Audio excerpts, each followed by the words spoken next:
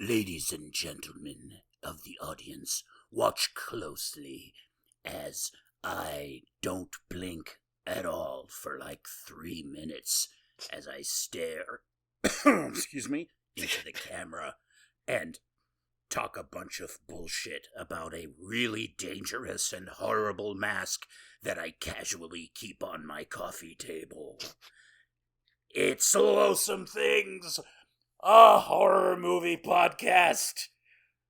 In which all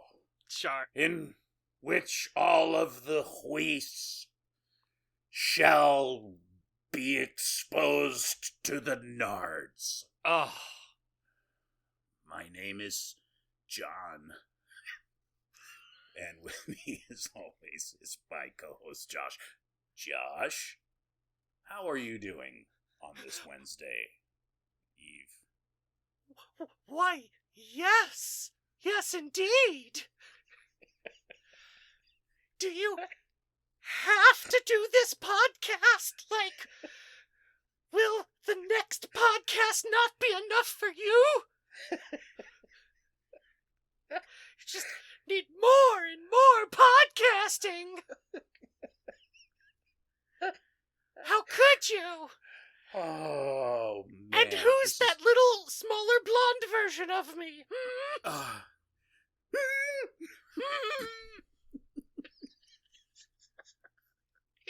Yeah. How are you doing, sir? I'm doing fine. I enjoyed a week or two of plumbing the depths of psychiatry. It was wheezed. And shardcology. It's been good. It's been nice. The weather has been just plumb lovely. Oh, the best. Politics is good. Oh, yeah. Finances, ooh-wee, let's go. Oh, so good. There's been Pope stuff and... Sure. And, movie stuff. Movie stuff? Good. Just only good things all around.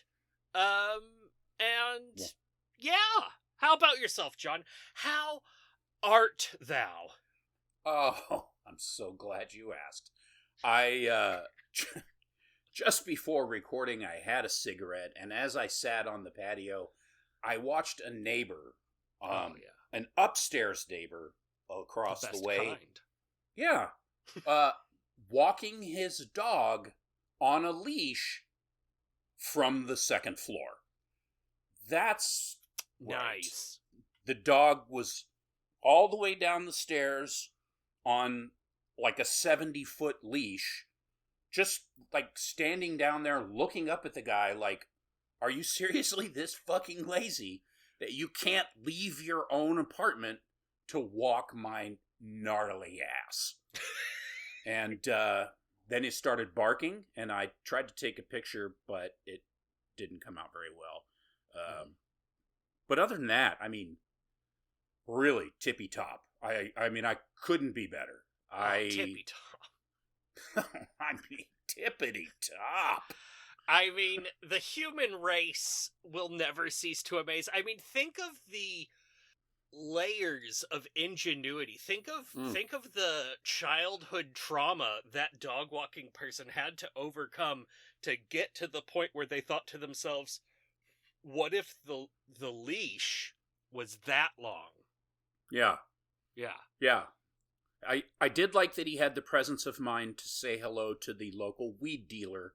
Oh, yeah. Who was walking by on his way to the parking lot to make a dope deal. Yeah. I don't know if he thinks everyone in the complex doesn't know what he's doing, but everyone in the complex knows what he's doing. Yeah.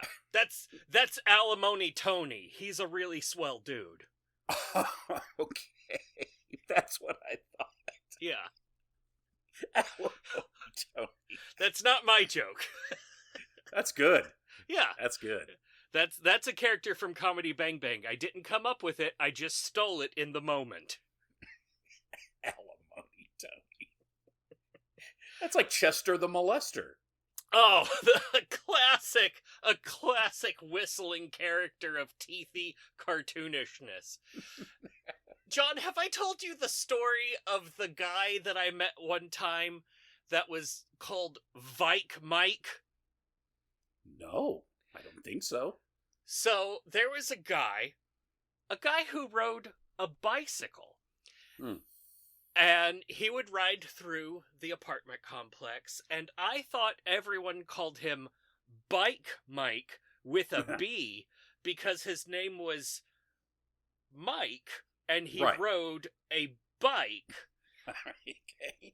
Later, in fact, I found out that he was known as Vike Mike with a V because he sold Vicodin. That's where I hoped this was going. That is where it was going. Vike Mike on a bike. I spoke with him one time, and he was like, "Hey, man," and then he, like, did a weird thing with his bottom, like, eyelid, as if to ask me a question, and I was like, "What are you saying?" And apparently he was trying to ask me if I did cocaine and wanted some, but I did not get the gesture. To this day, I don't know, does the powdered form of cocaine have anything to do with one's eyeballs? Do people, like, put gummers directly into their eyeballs? I don't know what that guy was about. Usually they, like, tip the nostril and go, like, or something like that. I don't, unless this guy puts it in his eyeball, which would almost be worth it to watch. Oh, not do. Not do. Not Come do. on, not do. No. The only time I've seen cocaine, it was gross lumps of, like, what I don't know how cocaine gets lumpy, but it was disgusting, and it was actually my downstairs apartment neighbor that offered it to me, and then quickly apologized because he thought I was upset, and I was like, "No, I'm not upset. I don't want that." I don't want your lumpy coke. Yeah, you're weird. And it was in the cellophane bottom of a cigarette packet, just like the clear plastic part, just lumps of like dumplings before you fry them.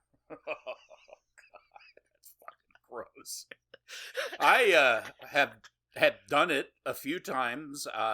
Never bought it, never had to, and it feels great when you're on it, and absolute hell when you're coming down off of it. Horrible. That sounds like drug. The worst. I spent most of a night at a backyard party thrown by jocks. The fact that I was even there tells you that I was on coke. And I spent the entire party chatting up a girl who looked like a cheerleader. And we spent the entire time talking about how much we would never talk to each other in normal circumstances. I probably insulted her in the conversation, but I don't remember. I just remember telling her, it's crazy. I mean, I'm really enjoying talking to you, but, like, if I wasn't on coke, I would never talk to you. Good. So, yeah, it's a great drug. It's just the best. Yeah. Thank God we found those trees or whatever they come from. Yeah. By the way, Gavin, no touchy. Oh, no, don't do it, Gavin. Stay away from all powders, lumpy or otherwise. We are, of course, talking about Coca-Cola. Thank you very much. Yes, indeed. Yes. Coca-Cola, also bad. You'll get diabetes. You're going to get fat. You're going to get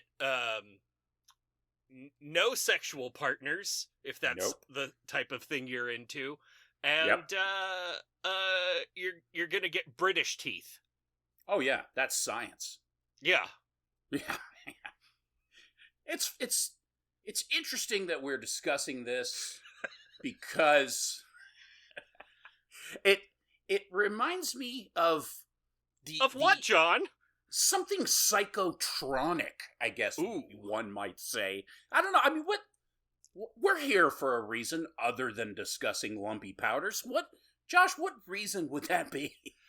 Well, we're here today, dearly beloved, we're here today in the hopes that somebody will stop me. No, just kidding. No, in fact, we are here to talk about none other than Julian Roffman. I'm guessing that's your dad's name.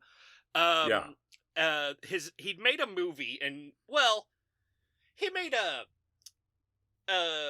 sequence of videos that could be watched in sequence in a way that could be called a film, possibly a movie. You could probably get away with calling it a talkie. Yeah. And it went by the name of The Mask. Oh. Yeah. Yes, that's right. It was released in the year of our Lord. Thank you, Jesus. Nards. 1961. Yeah. Shot in Canada. Oh, I didn't know that. It was the first feature-length Canadian horror film. Those crafty ex-Irish did something new. They refer to it as the birth of Canucksploitation. I'm not kidding. Wow. Well, okay, you know? Sure, why not? I mean, someone had to give birth to that baby. It's hard to establish a subgenre of a genre that has not been introduced yet before the genre has been introduced. It's true. Also, I feel like, so whenever you put ploitation behind something, I like, and it's not X, right? I feel like it should at least feature that thing as a like theme, or even just like a very obvious setting, whereas this at no point felt like it was in your face about being Canadian, like or ploitation-y. Not very ploitation. If anything was ploitated, it would be like psyche-sploitation? Sure. Yeah. Also, there's some fun facts about this movie. Good, because I did not research anything about it. I'm glad you did, because I had nothing. Julian Roffman made 2 films, this, and some sort of a cult movie with Christopher Plummer in 1973. So he waited 12 years to make another movie. He did not make the best part of the movie, which is the 3D scenes. He hired some guy named Jackoff Shortstack. Yeah. You don't have to look it up. That's his name. He was some sort of experimental collagist, film collagist or some shit. They hired him to do it. Apparently the guy had some other cool stuff that he shot that they did not use, which included a buzzsaw. I'm not sure how that fit into the foggy wonderland, what was the Mask thing. But yeah, the director, basically, if you take the 3D part away from this movie, you're left with a really terrible movie. Oh man, like I'm trying to think, like, so you've got the Twilight Zone up here, a little bit below that you've got like the Outer Limits. Right. A little bit under that you've got like Alfred Hitchcock Presents, and then a little under that you've got like the like throwaway after like Rod Serling not Outer Limit shows. I feel like somewhere under that you've got what this movie's non-3D scenes feel like.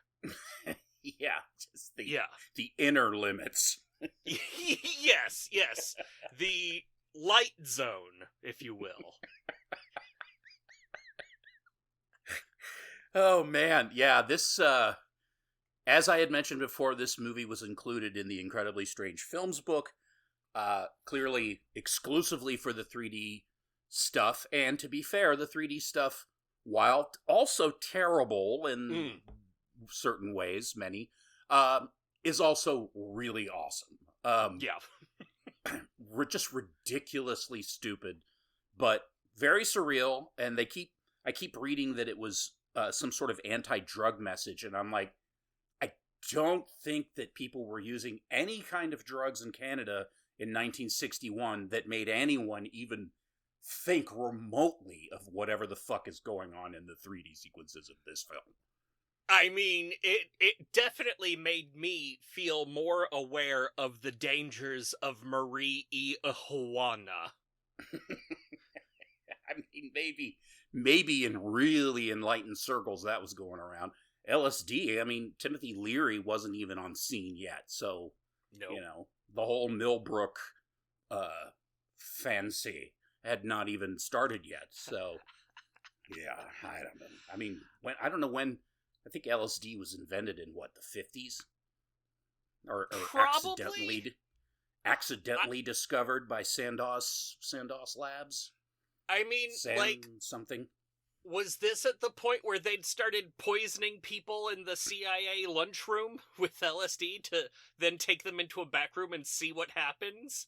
I don't feel was like that we're Majestic here yet. 12? That Majestic 12, is that what that was? Yeah, I don't think they were there yet either.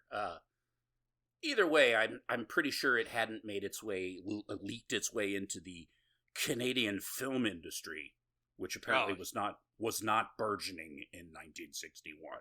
Not even budding. Not even a little nipper. No, not even Carl Buddig. Not even. Oh, shit. Yeah.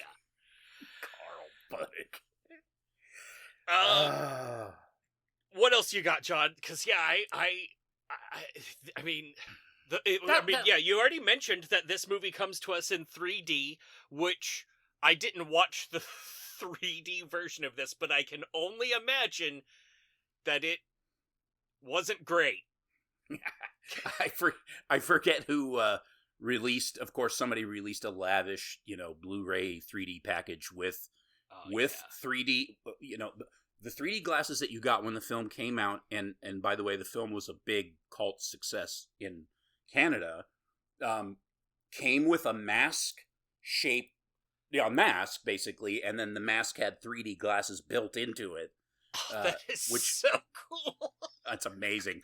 And that whole gimmick with the guy at the beginning who's like, whenever you hear that you must put on the mask, put on thine mask. The William Castle-esque gimmick that was very popular, like, say, The Tingler, where the seats were wired, like a random seat in the theater was wired to buzz at select moments. No. So stupid. Smell-o-vision, I believe they are. Smell-o-rama. Oh, yeah. They had, like, the 3D cards that came in each seat. Or whatever. And then like just before the pandemic, how they were coming out with like the theaters that would spray you with water right before people didn't want to share fluids. Yeah. I went to one 3D movie. It was not that long after COVID was kind of dying down, and it was that Batman movie with Rob Pattinson. A fine selection. Not really. And half of the 3D shit that they had, they didn't do because they were afraid that they, like the mist and the water and stuff, that somehow that was going to spread COVID. Yeah. So the vomitorium chairs that throw you all over the place worked fine, but no fans in your face and no cool misting and water. So yeah. I watched that movie. Sorry, go ahead. No, I was just going to say that it's not like they knocked off anything from the price or anything, but yeah, that movie wasn't very good. Yeah.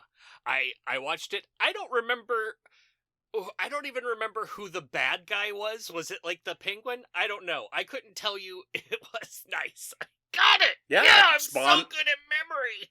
Spawned the show, the TV show. That was the good thing that came out of that movie. Oh, I haven't watched that TV show. Is it Really, is- it's really good. Oswald Cobblepot, the TV show? Oswald Cobb, Oh. because it's a little bit more realistic, sort of, but also still very cartoony. But it's a really, really good show. Nice. Okay, I'll try to watch that. Nice. Yeah. What's his nuts got? I think he got an Emmy for that, didn't he? Oh. Well deserved. Yeah. That Irish guy. What the fuck's his name? I don't remember. Conan O'Brien. Junior McGinty. That's it. Rube McClanahan. Pippi, oh boy! Coconuts O'Reilly. Oh, there it is. Yeah. AutoZone O'Reilly. William Booger Penis. I think that's... Gross! Oh no, it has boogers on it! Okay, it's Colin Farrell. Oh, there it is. The most Irishy boy ever. Yeah. But really, good show. Yeah. Yeah. Okay. I have no Okay. idea. I mean, I every once in a while end up with HBO Max, which, by the way, they're bringing back the HBO part of HBO Max, because it turns out that everyone just kept calling it that, because if you refer to something as Max, other people are like, who? Apparently it's the fifth or sixth name that channel has had now. I watched one of the Jon Stewart Tonight things or whatever, where he was making, of course they're on HBO, where he was making fun of all the different names. It was pretty brilliant. I mean, it's ridiculous. Nice. It's like, who fucking cares? Yeah. Just put good shows on and take away all that Lifetime Network bullshit. Yeah, there's so much weird crap on there now. It's not as bad as Disney Plus, which is like, we have adorable little kid cartoons. Also, we have all the stuff from FX and just some really rapey horror movies and stuff all on one platform because, streaming wars. Oh, yeah. Yeah. Dicks. What a collection of wealthy dicks with boogers on them. Yeah, and by the way, unless you want to pay like $1,000 a month, you can pay less. Enjoy commercials every 5 seconds. Oh my god, the worst part about everything that made us switch to streaming, and they brought it back, commercials on everything now. Great, it's a great time to be alive. Yeah. I think the one that pissed me off the most was Prime, because Prime had not commercials, and then all of a sudden commercials just infiltrated, and there's like these weird, like, unexplained layers of whether or not commercials will be part of things. I fucking hate it. But it comes for free with the fast shipping that I must have. I cannot wait 2 days to get my extension cord. Yes, exactly. I need it tomorrow at 4 a.m. Oh, no doubt. No doubt.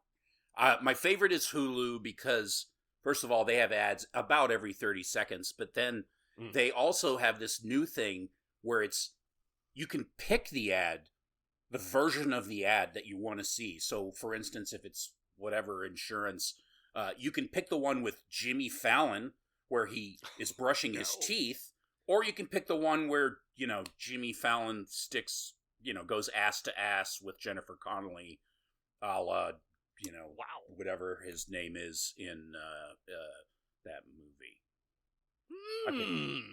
I picked that one. Yeah, I would pick that one too, just for the novelty of, I guess, watching Jennifer Connelly get a disease. Speaking of Amazon Prime, they've already canceled The Bondsman. Oh, I don't know what that is. It's that horror comedy series with Kevin Bacon. 1 season, they canceled it. Oh, yeah, yeah. Well, you can't have nice things. Instead, what they really wanted to focus that money on was, all of the Lord of the Rings elf stuff. Yeah. Hundreds of millions of dollars to watch elf stuff happen. I mean, if there's one thing you can say about Americans, they really like elves. Oh, they love, like, let me see some, like, Tolkienian Lord of the Rings style elves, but give them all chubby faces. That's what I want. Give them all chubbies. Wait. Yeah, a bunch of chubbies. Bunch of pogo sticking elves. Oh man, and then you know what? We're gonna do the Wheel of Time too, and you know what the Wheel of Time was really missing? A lot of just weird sex stuff. I will say that usually their lineup of movies is really bad, but for some reason someone got hip over there and added a shit ton of like really awesome schlocky B-grade like 70s and 80s horror films. I mean, nice. I added like 15 or 20 of them to my watch list I never checked, so I'm definitely not going to see any of those. Yeah. I mean, I feel like they always have great stuff on there, but you can't find anything. Yeah, like, you have to wade through like pages and pages of yoga videos for your, yes. Penis joint or something. Yes. Yeah. They're not going to give you a horror slider. They're going to give you a slider that says, semi-transparent, burgundy energy things we thought that you might like on a Tuesday. Mm-hmm. Also, here's a slider of movies that you didn't finish in 2021.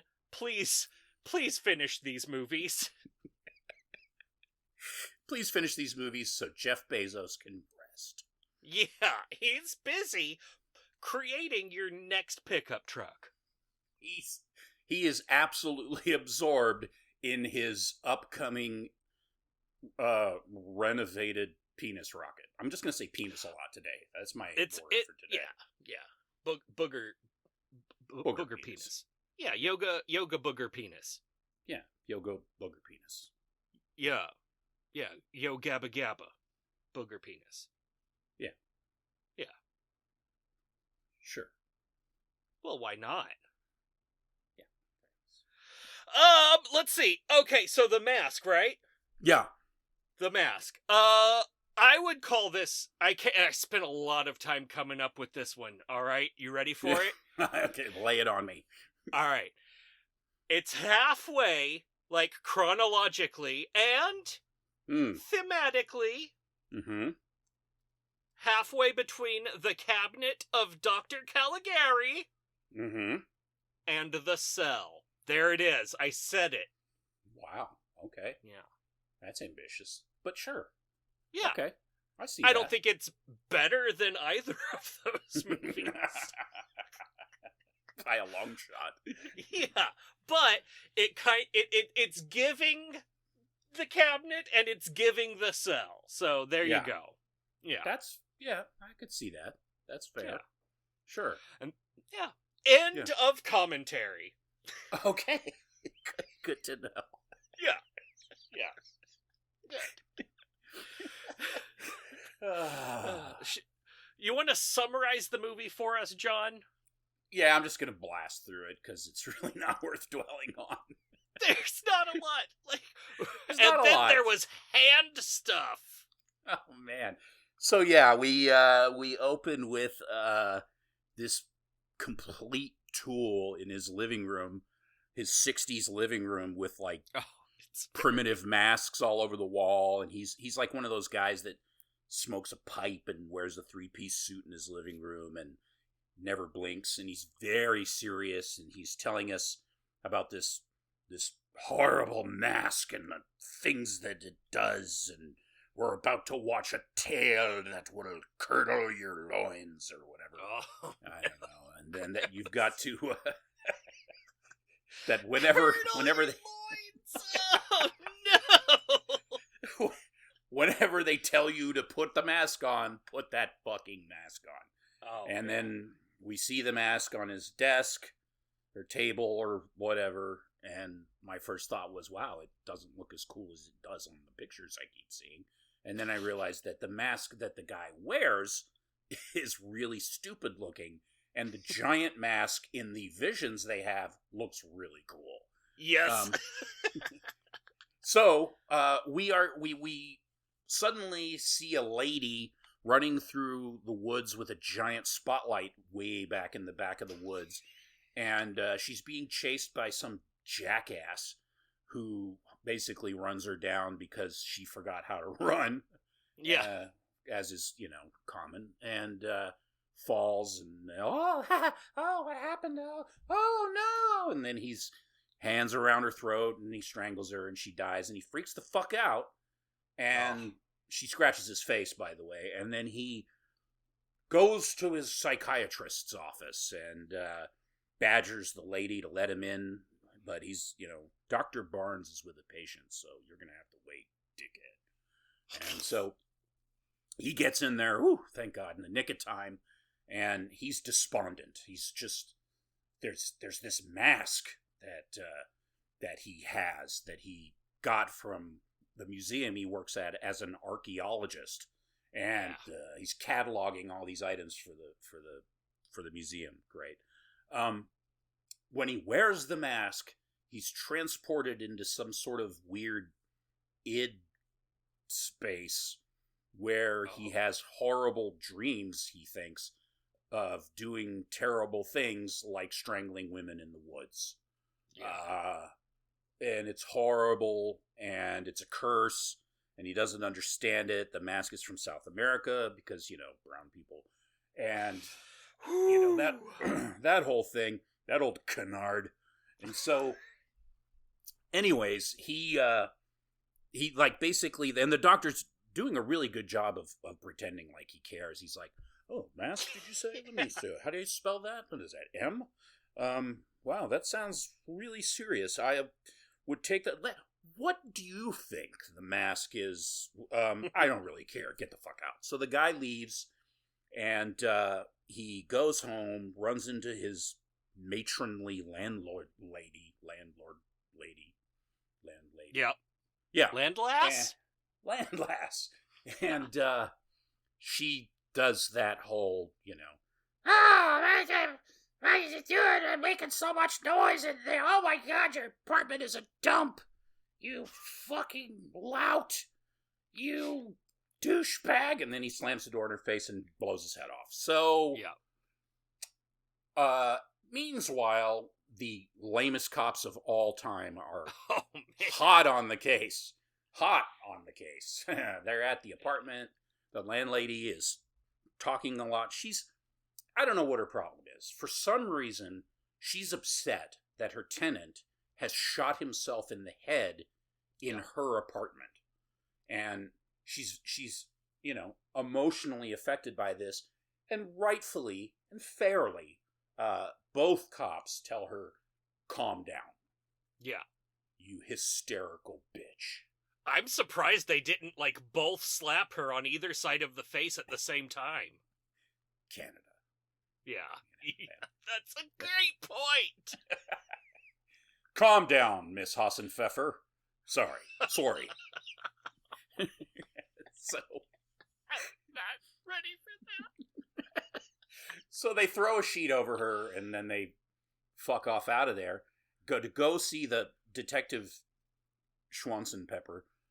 Goes to talk to Dr. Barnes, because that's his shrink, and that's where he was last, or something. Yeah. I don't know how he figures it out. Doesn't matter.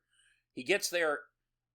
He's talking to Dr. Barnes, and they're discussing this situation. Oh, yeah, he kept saying strange things about this mask. I don't know. He wanted to give it to me, but I told him I had no use for it. But anyway, there's just this gigantic box that's been mailed to me on my desk, but I don't know what's in that. We won't talk about that for any reason. It can't be important. So the cop leaves, and then he opens the box, and it has I was so surprised. It had a mask in it. In fact, it was the mask.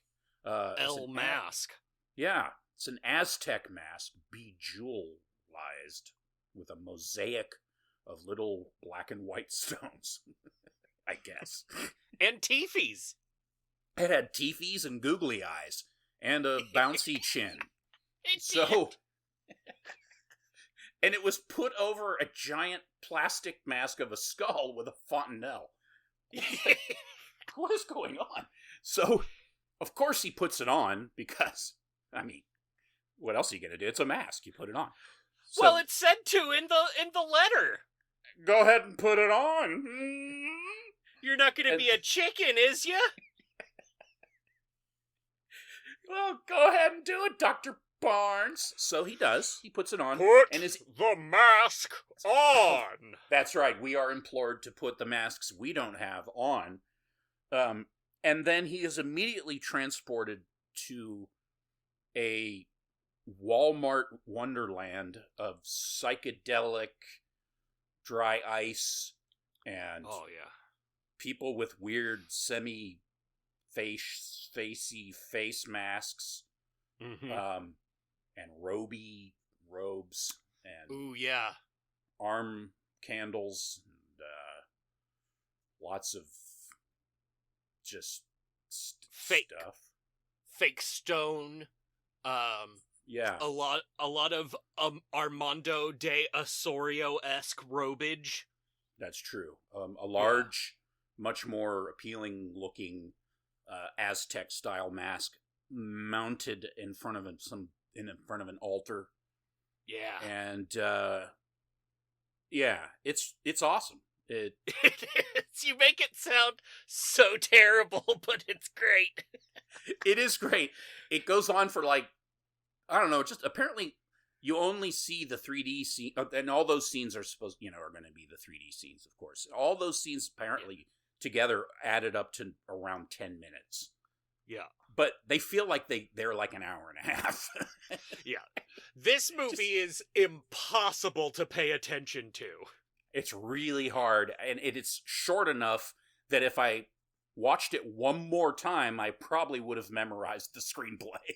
Yes, yeah.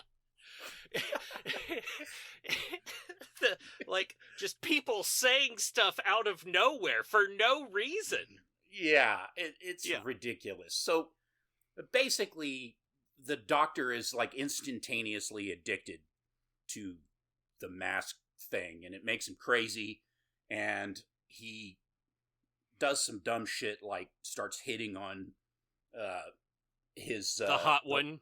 The hot one, yeah. I mean, he's got a lady friend that he, is going to marry, but then he also ends up at one point like hooking up or trying to hook up with his lady that works the front desk at his practice, and he's like he strangles her, and then it's just a bunch of nonsense, and it's basically a really bad police procedural.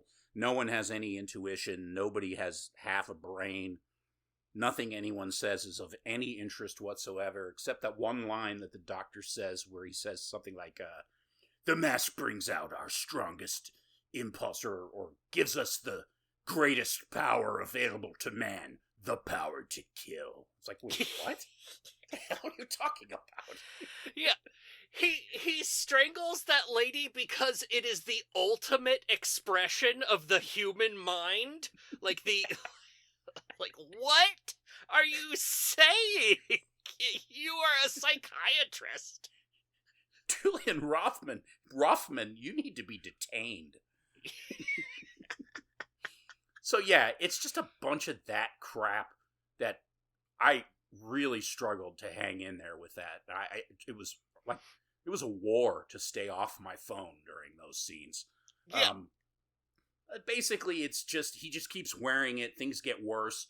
There ends up being this whole stupid scene at his, I think it was his fiance's house, and she's there, and then who's that other guy? His friend? It's his like professor mentor man. Oh, that's right. Yeah, his like Uber Dr. Mensch or something. Yeah, that's perfect. Who he knocks out and almost kills by barely touching him on the stairs. Oh man, this movie has such a light touch with violence. The cop does like a 3-inch karate chop on his neck, and he is done for. That's right. He puts no oomph into it, and he goes down. That's right. He throws the lamest belly punch I've ever seen, pulls the punch so visibly on camera, and then like gives him like the lightest karate chop on his shoulder, and the guy's down, done. He's just it's over for him. So yeah, it's all this tomfoolery, and then fucking I don't even remember how it ends. How the fuck does it end? Well, you see, John, now instead of going back to the living room of the mask collector, oh yes, yes. Instead, we're in a museum where a crowd of people look at the mask, and he was like, and here is the famous mask. And if you walk with me over here, away from the mask, I will show you other things that put that mask in context. Meanwhile, some guy stays behind and looks at the mask meaningfully. Some chowderhead sticks around, and like they don't even have do we even hear put the mask on or anything, or is he just his douchey ass just stands there and looks at it? I think he's just like laying back and thinking about the Northwest Territory. He's like, wow, that's a big mask. I wonder if the chin is like wiggly or anything. Yeah. Does it have like, is it articulated in the chin part for no reason? Yeah, and that's the end of the movie. But there's some great stuff in the 3D scenes that I like. Yeah. Like it's the second or third or whatever when Dr. Barnes puts the mask on again and he's in there, and it's like he's being rowed across the river movie studio with dry ice fog. It's awesome! With the guy that's got like the oar, which is just a stick that he doesn't even bother to put into the dry ice. So he's like rowing them across the studio, and you can see that he's not even, it's like they're not even trying. It's amazing. It's so good. And there's all of these scenes where like this like sorcerer figure is like shooting fireballs directly at the camera, but he's doing it like the way that a cat makes biscuits, and they keep using this same footage over and over again. Look, ooh, fireball, fireball, fireball.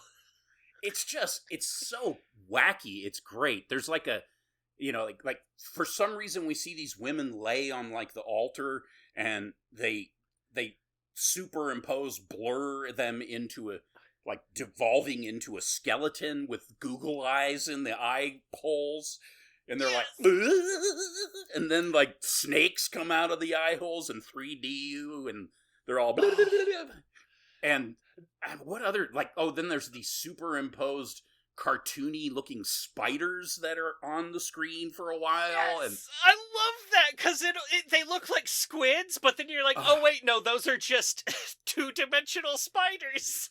And then I have to say my favorite part is when the woman with the mask is standing in front of the altar thing, and the lamest fucking fake snake I have ever seen crawls down the thing and over her shoulder. And like, they didn't even try. Like, the tongue is hanging out of the side. It's not moving.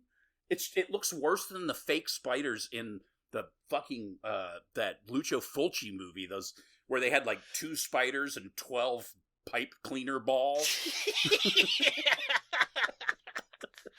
It's so, it gave me so much bliss. Watching this movie exactly one time made me so happy, but then I watched it 2 more times and I hate myself. Oh man, I wish that somebody could just put a somebody could. I hope somebody has put together a supercut of just the 3D scenes, and you can find that online and watch those. Or you could just go on YouTube and find the movie. There's a great version of the movie. It looks really good. It's the restored version, so it's all cleaned up, and I mean, it doesn't have doesn't have any like dirt or hair or any of that crap on it. There's no artifacts. It looks really good. And you could just fast forward to those scenes because the rest of it is pure shit. Yeah, it's worthless dialogue and white people standing around. It's no good, but there's just these amazing segments. Oh, it's so there's even a great scene where like I think it's like him, but he's got like his eyeball is all like bulged out of the side, and then he recedes into the shadows. There's also like the sorcerer one, just very, very obviously is like, look, I have a claw thing. There's 3 blades sticking between my fingers. Like a lady defending herself in a parking lot, and I'm going to dip it down now onto your face, and then now there's little droplets coming off of it. That's right. But my favorite is there's like, I forget who, I think it's him or someone is lying on a psychiatrist's bed and has big ol' Mickey Mouse ass gloves, and then everything except the gloves recede into invisibility, and then you're just watching these gloves go around while Star Trek beep beep beep boop boop boop techno music is playing over it for no reason. The music in this is wild. Oh, the music is like the music is insane. It's just like like just crazy noises, constant. It's amazing. Yeah. There's like this whole thing where it sounds like a fucked up heartbeat that's just constantly slowing down, and it doesn't really pair up with what's happening in the movie at all. Nope. Oh man. Oh yeah. Yeah, you gotta watch this movie. I mean, it's a definite watch. It's just the worst, but it has historical value, cultural value. It's a cult classic and well deserved because it is insane. I mean, all the nonsense about like the pure psychobabble about like, it projects your darkest desires, which apparently, if you're a Canadian man, your darkest desires are basically strangle women, because you guys have the exact same dark desire. Yeah, get 3 scratches on one spot on your face and strangle ladies. Yeah, Adam Douchetian claws and strangle ladies. Oh yeah. Yeah, and but and the thing is that wearing the mask reveals your deepest inner psyche to you, and so like that's his thing, is he wants to plumb the full depths of psychiatry, and like he's like, this is so important, we'll finally figure out how psychiatry works. But then he just has the same thing as the other guy, and then he puts the mask on the lady, and she's like, I just see you! Oh, that's right. That was amazing. What did you see? Just you. It's like, oh, darn it! The mask doesn't affect women. It does. I think there's like a throwaway line in there about it, like maybe the pure of heart don't have any, dark shit hanging out in there. I don't know if it's ladies or if she was just an exceptionally sweet-hearted Canadian lady with thighs. I don't know. When she wears the mask, she wants to put poison in her husband's soup. It's Listerine. I mean Campbell's. Did you want more? Did you want my soup? It's great. You should watch it immediately. We didn't spoil anything. You are only in for surprises because, it's great. Those sequences are tremendous. Yeah, there's no words that describe the experience of watching those scenes. Yeah.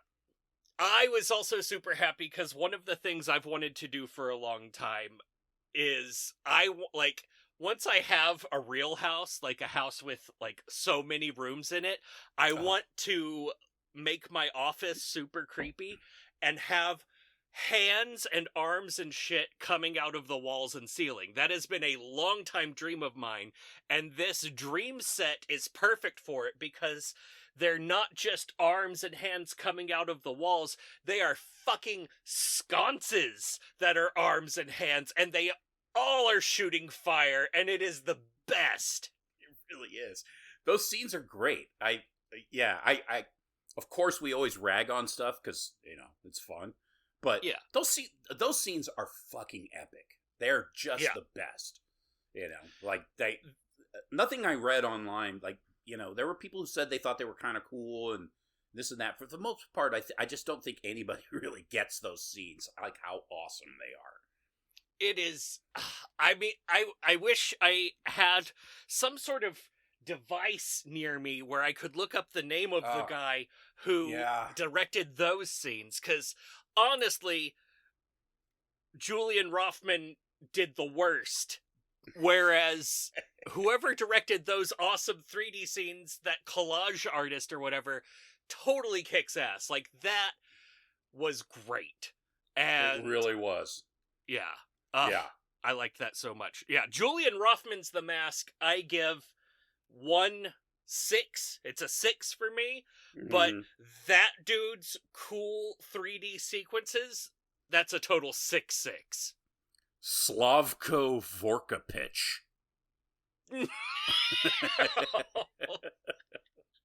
That is his actual name. No, that's like his character on the Muppets. Slavko Vorkapich. Wow. What? Slavko Vorkapich. Vorkapich. No. A Serbian-born Hollywood montagist, an independent cinematic artist. Wow. Chair of the USC School of Cinematic Arts, chair of the Belgrade Film and Theater Academy, painter, illustrator. Wow. Okay. That's awesome. What a fucking badass.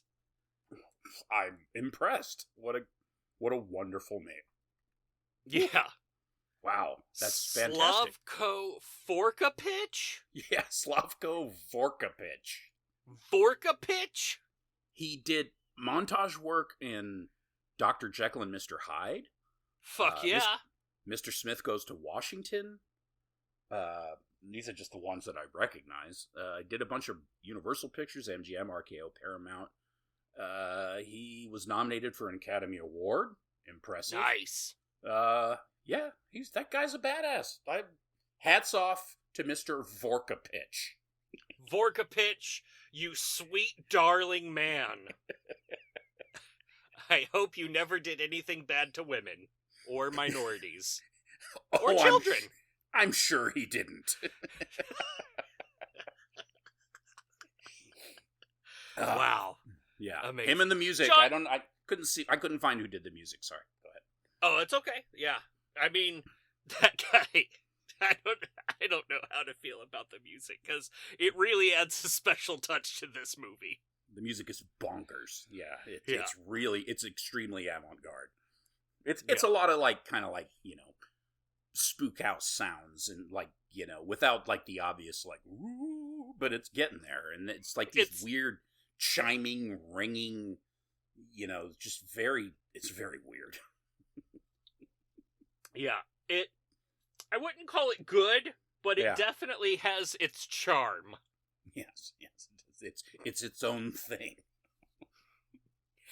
So, I'm gonna go ahead, it brought me enough joy to watch it once. For me, this is a 6-6. The movie isn't good, but watching the movie is good, so it's a 6-6 for me. John, what about you? I give it a 6-6. I mean, if I'm just going off of the storyline, particularly everything but the 3D scenes, it's a 6, and that's being very generous. But yeah, it's a 6-6. Just, I mean, if we're going exclusively off the 3D stuff, it's a 6-6-6. But I guess in combination, I'll give it a 6-6 and recommend it and say it's a definite watch. Particularly if you're, adventurous. Oh yeah, if you wanna explore the inner recesses of your brain hole, then you need to watch this movie. Yeah, for sure. It definitely, it deserved to be included in the Incredibly Strange Films book, for sure. And it was a good follow-up, because we had just been talking about, like, consciousness and shit beforehand, and I'm glad we were able to talk about this movie with such a high degree of academic sincerity. I'm not sure we would have been able to understand it so fully had we not done that. Yeah, if I hadn't spent all of that time not reading Daniel Dennett over the last 2 weeks, I might not have been able to speak about this film from such an elevated intellectual place. It's okay. In my audiobook world, I've moved on to Infinite Jest, so... Oh! What a treat to be able to talk to a man who's reading Infinite Jest. A cool 56 hours of David Foster Wallace talking about tennis and dope.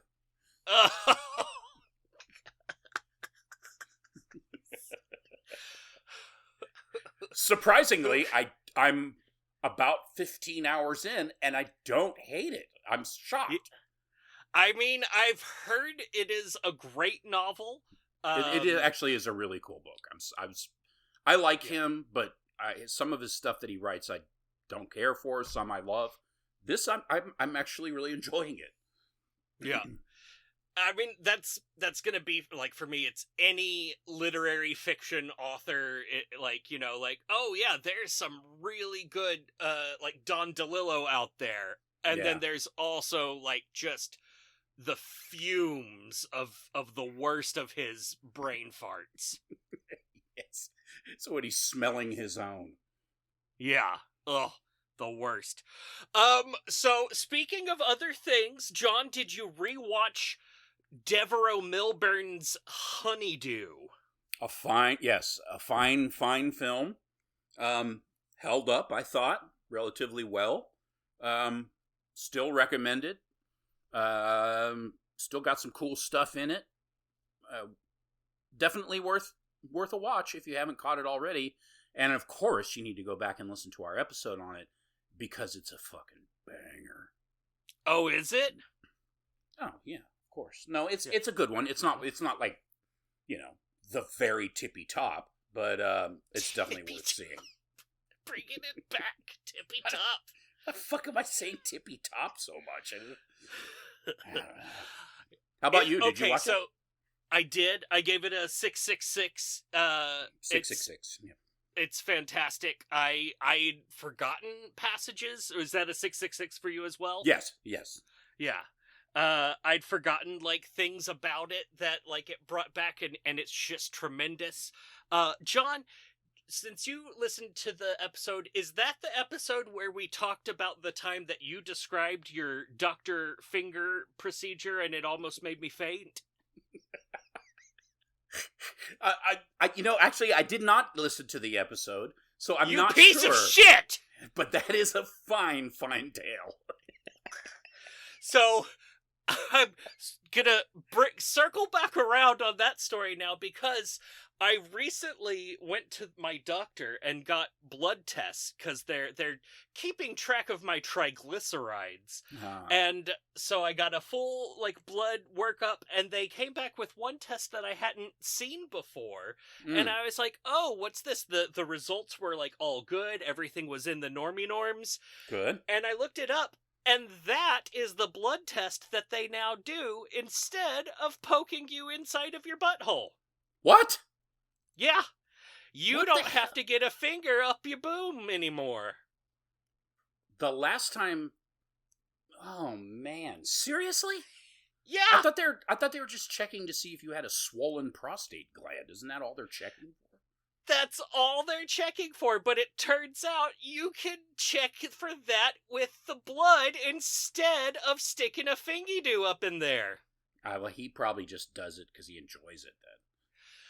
Indeed. In fact, apparently they've had this blood test available for like over 20 years, and most doctors just refuse to switch to it because they don't think it's as effective, when in fact, it is. I mean, it's effective. I just don't know what it's effective as something else entirely. Yeah. Yeah. So, well, you know, the good thing is you also have in your future an option of having a colonoscopy? Oh, yeah, colonoscopy, or if your family doesn't have, say, a history of, colon cancer or whatever, you can shit in a container and mail it out to some lab somewhere. Hell yes. Which I've done.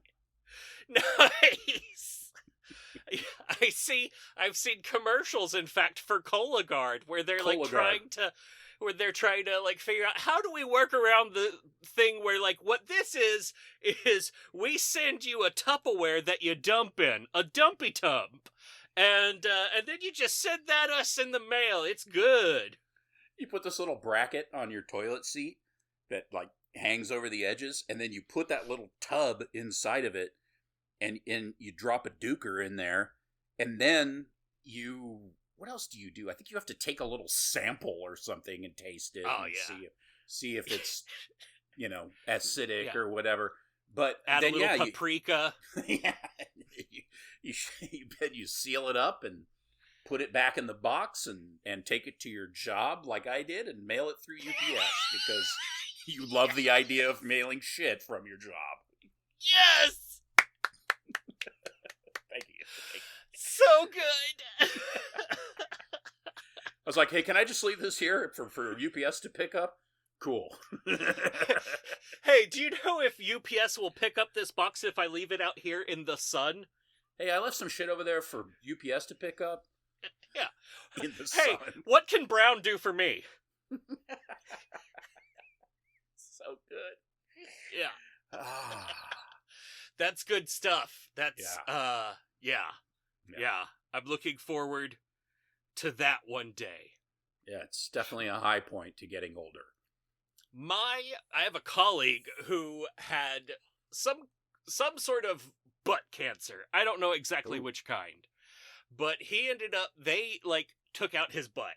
Like they like took out the whole thing, covered it up with a flap of skin, like reverse centipede, human centipede style, and he's got like the whole like bag in a tube coming out of the front of him, and he said that they're like you can either have the bag and like hang out with that all of the time, or they have an option where you train your body to not poo all day long, and you don't carry the bag around. You just like plug up the end of that hole, and then at the end of the day you just pour a bunch of saline in there, shake it up, and then you do all of your poo at once, and you don't deal with it the rest of the day. And I've got to say, while I do not want any sort of butt cancer or any other part of my body cancer, the idea of no longer having a butthole and not having to deal with all of the poo sounds real good. There's a lot of things I would do if it resulted in me not having a butthole.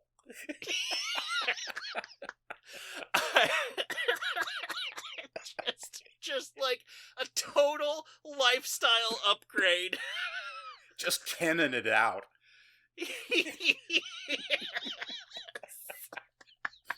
G.I. Joe in it.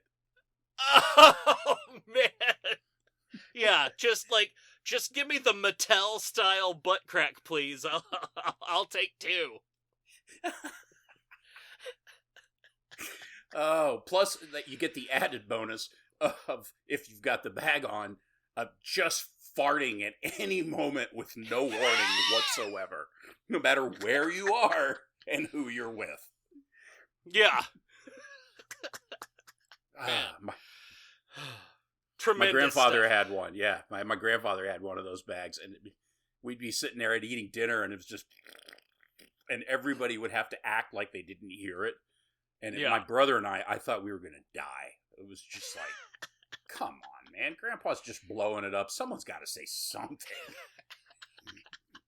My grandpa never had a colostomy bag, but he did lose control of his bowels over like the last 10 years of his life. And so we would be sitting around in the living room, you know, Christmas morning or whatever, and all of a sudden he would just get up and start doing this horrible little hustle maneuver, and we would hear the and oh shit, oh fuck, damn it. And there would just be a dotted line of shit all the way from his recliner to the bathroom. Like a Barnes & Noble customer would do. Oh, the gift of the Magi.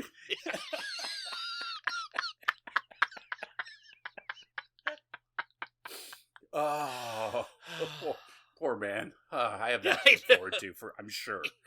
Oh, yeah. Just stool samples everywhere. Oh, man. It's going to be like HEB on a Saturday.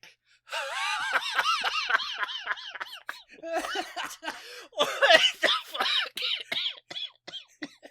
You know, all the samples. Yeah. The guy that really wants you to try this pineapple slice. Oh, cabbage roll, sir? Yes. Yes, please. Of course. Oh, fantastic. John, speaking of shit, yeah. What have you been consuming lately? What shit have you taken into your system? I don't know what I'm saying. Let me see. Dick let me boogers. see. Have I watched anything? Oh, well, I have. Hello. Yeah. I saw Companion. Did I mention this last time? Companion with Sophie Thatcher and You have mentioned it before, but you've mentioned it, I believe, as something you want to see instead of something that you have seen. Or I just don't remember, and our horde of fans will be so angry at this very moment in the podcast runtime. Did we talk about The Damned last time? We've discussed The Dam over textual message, but not vocally. Okay, so I'm good then. Yes, Companion with Sophie Thatcher was very good. I really enjoyed it. Nice. I thought it was pretty funny. It was a lot darker than I was expecting. I thought it was going to be more cutesy. And they do try to kind of, if you don't, already know what's going to happen, and you're not listening to me tell you what's about to happen, you think it's going to be like all cutesy and stuff, and it kind of feels that way, but it goes south and in a good way. And I really enjoyed it. I thought it was a lot of fun. The Damned was very good. It had an interesting twist that wasn't really necessary, but kind of gave it a little bit more depth, which I appreciated. Nice. That was a good film. You saw it. It was. I liked the setting and all that kind of stuff, and I liked how horrible those people were. And then, of course, I watched In a Violent Nature, which is the best slasher I've seen in a long time. I'm not a huge slasher guy, but when they're good, and this one's really good. I mean, it's like art house meets slasher, but it's very stylized and really well done. I mean, it was great. I really liked it. It's violent when it needs to be, and like insanely violent when it wants to be. And yes, the rest of it is a lot of video game style third person following this lunatic as he just casually works his way through the woods on a mission. It was kick ass. I really liked how so it's basically like Jason Voorhees, but you're watching it like from his point of view. Mm-hmm. And I really like how they played with it, because like one of the things is like, how is Jason always walking that slow, but then he's just like teleporting around super fast? And it like plays with that, like showing how he just barely misses getting seen, and like he's just walking at his slow little chug along pace, but then he's getting there because people aren't expecting him. I loved that. That was just exquisite to me. Like there's a scene towards the end where they're speaking to the forest ranger, and we're from like his point of view, and we're just hearing this whole long conversation that they're having as he's slowly walking towards them in the dark woods, and then just at the very last moment they see him and they're like, oh god, he's here now. It Amazing. It was great. Yeah, there were a lot of sections of the film that are just set up by the slow momentum, and then it's just like this explosion of insane violence. Like, of course, one scene in particular, which kind of went viral, is one of the most disgusting scenes I've ever seen in any movie, and just beautifully shot. Yeah. Yeah. Highly recommended. It's pretty great. Yeah, that movie that movie's good. We should probably cover it at some point, but I mean, yeah. It's probably got a sequel coming, so there's that too.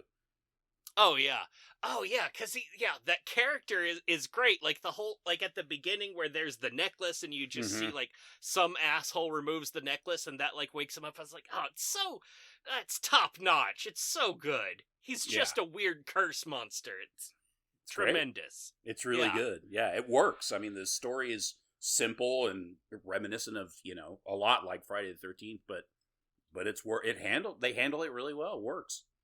Yeah. That was a killer movie. How about yourself? What'd you watch? I watched this 2018 piece of shit called The Rake. It's directed by some asshole called Tony Wash. Okay. And he's a guy who went to like the Tom Savini School for Practical Effects. Okay. And the movie doesn't make any sense. And also features like Donald Trump-esque talking points about like partial birth abortion and shit like that. Really? Yeah. Wow, brutal. But the monster effects are really good because he went to the Tom Savini School. Yeah. And I will say this for the movie, it features the best pair of monster tits I've ever seen in my life. Wow. That's interesting. Cool. Just class double D knockers below a horrific flesh face. Wow. Yeah. Ooh, okay. I also watched a movie, like, I almost want to pick it for us to watch, but it's a little boring. It's slow and nothing really happens, and it's just like, it's more of a thing to watch than it is to review, so I'm just going to talk about it here. It's called Violet. It's from 2023. The director's name is Stephen J. Mihalichevich, and it's a great little, like, ultra indie, like not low budget, but like those ones where it looks like complete shit budget movies, like not doesn't have a distributor type level of shit production, but it's actually pretty good. It's this woman and there's like witches everywhere. Like a lady comes to her door with a basket full of apples and tries to give her one of the green ones and is like, hey, feed this to your daughter. All of this weird stuff is going on. It has a bit of an abruptio ending to it. Oh, okay. But it's all really nice. So it's a heavy recommend. Stephen J. Mihalichevich's Violet. That's Violet with 2 T's. Okay, I've never heard of it. Interesting. Yeah, it's on the free. Like I found it while I was like trolling the Roku channel for movies, and I was like, oh, here we go. Let's watch it. Cool. Yeah, and then I also watched a movie that I'll go ahead and spoil for you. It's not good. Okay. But we're going to watch it and we're going to review it because it has some very entertaining elements to it. Cool. It's Diego Rocha's 2015 film called Writer's Retreat. I don't know this movie. Excellent.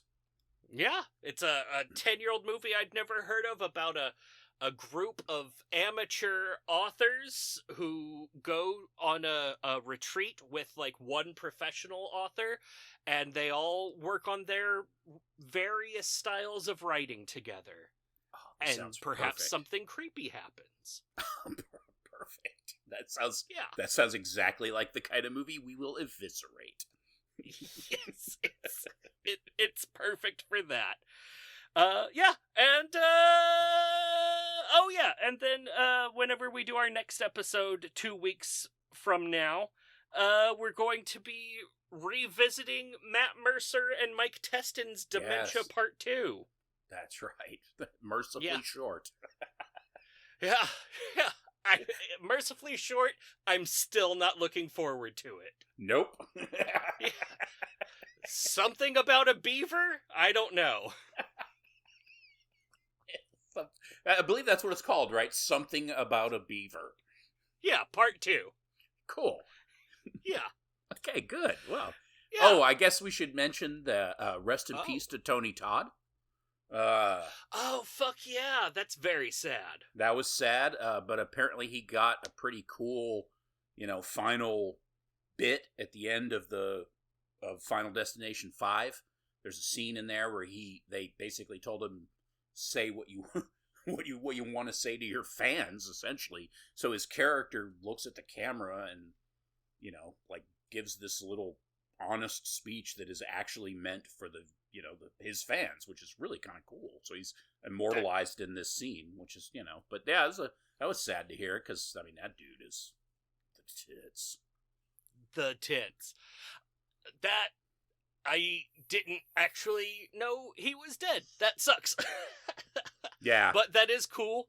I also really liked their advertising for that movie. They put together these trucks with fake logs on the back.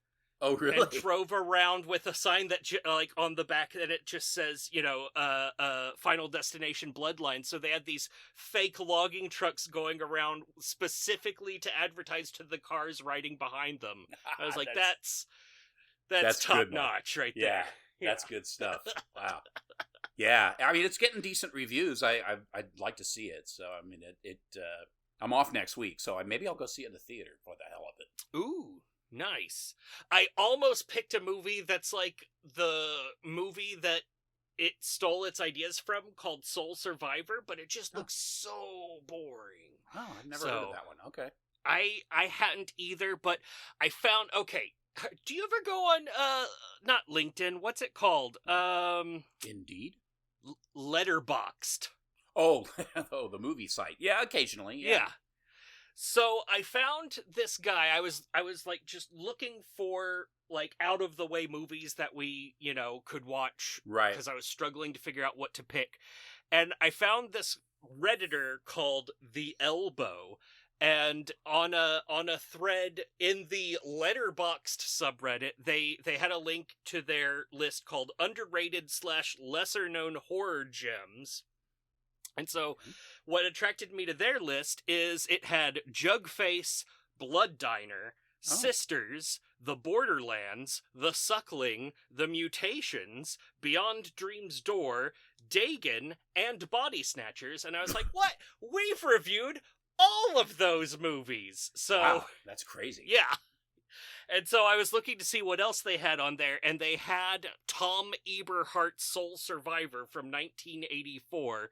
And they're like, I looked at the reviews on Letterboxd, and people are like, it's so unfortunate that this is so under-recognized, and people don't seem to have seen it, and no one knows what it is. So I wanted to pick that, but it, just looking at the photos and the trailer, it just looks so boring that I couldn't bring myself to pick it. But maybe in the future, or maybe we'll just pick a different movie from The Elbow's Letterboxd in the future. Yeah, I mean, geez, that's kind of weird. Yeah. To pick that many movies. Unless his list is like 20,000 movies long or something. I think it was like 50. Oh, that's something terrifying. Like that. Okay. Yeah. Okay. So wow. there's some stuff. We'll see. But yeah, That's all I got. I don't have anything else to say. I'm excrement in a dark closet sweating. Yeah. Okay. Well, that's a good enough sign. Curdling my loins. So So curdle your loins, folks, and go watch Writer's Retreat from 1437 by the director Rico Chokalovich. Yes. And, or something along those lines. And, what's his name? Diego Rocha. Diego Rocha. I was close. And it's what, 10 years ago? 15 years ago? 2015. Writer's Retreat, plural, not possessive. Writers, plural, not possessive. Okay. Yeah.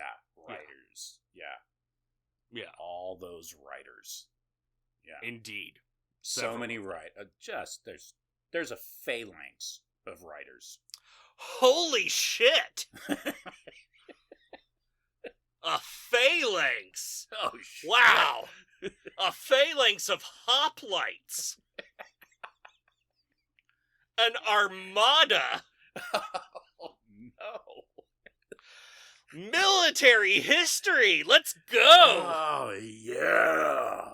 Okay.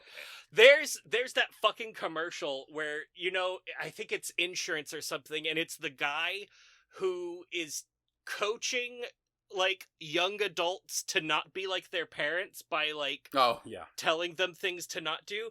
And there's that one guy who's just reading a book about World War II submarines, and he's like, no, don't read a book about World War II submarines. And every time that commercial comes on, I get so angry. I'm like, let that guy read a book about World War II submarines, you piece of shit. I hate you. And I've hated that guy and all of his commercials ever since, because if that man wants to read a book about World War II submarines, he can read a book about World War II submarines. I'm so angry about that. Oh, I mean, with reason. Yeah. There's my snappy retort. Yeah. Well, I mean, with reason. Who doesn't love submarine books? Oh, man, World War II specifically. Oh, Das Boot. Oh, man. A real high point in submarine history. Oh, Red October.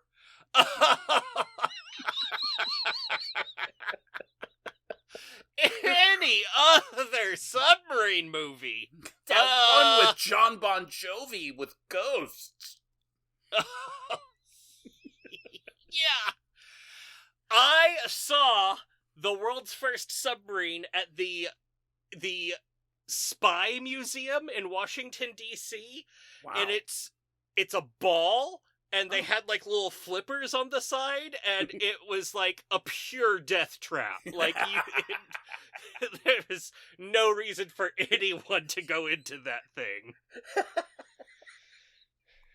Wow. That's incredible. Yeah, don't do it, guy. All right, No. I'm sorry. I keep distracting us. It's all good. Yeah. Yeah. So join us 2 weeks. Writers Plural Retreat. Diego Rickety Rocha. 2015. It's going to be good. Yeah. And, it's going to be neat. Oh, man.